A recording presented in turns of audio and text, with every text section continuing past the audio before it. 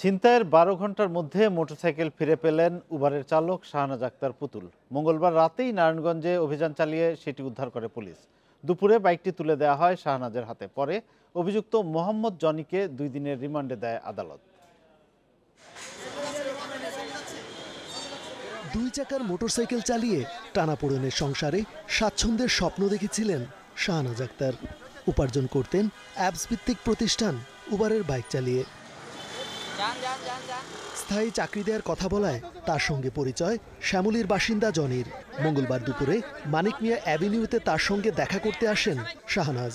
পরে রাজধানীর নানা এলাকায় ঘুরে আবারও মানিক মিয়া অ্যাভিনিউতে এসে কৌশলে মোটরসাইকেলটি নিয়ে পালিয়ে যায় জনি।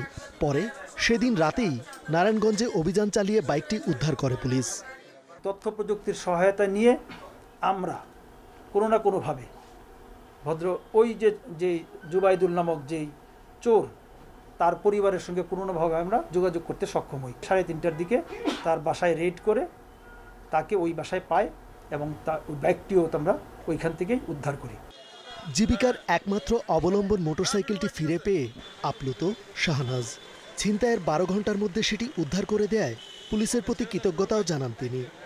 হেলমেটটা যতক্ষণ মাথায় থাকবে আমার মনে হইতেছে যে আমার গাড়িটা আমার সাথে আছে। বাংলাদেশের পুলিশরা যে এত পরিশ্রম করে বা ওনারা চাইলে চেষ্টা করলে যে এরকম একটা অসম্ভবকে সম্ভব করতে পারে, এটা আমার ভাবনার বাইরে ছিল। মঙ্গলবার শাহনাজের মোটরসাইকেল ছিনতাইয়ের খবর আসে নানা গণমাধ্যমে। পরে তা সামাজিক যোগাযোগ মাধ্যমে ছড়িয়ে পড়লে আলোচনায় আসে সব মহলে। রেজওয়ানুল হক, ইন্ডিপেন্ডেন্ট নিউজ, ঢাকা।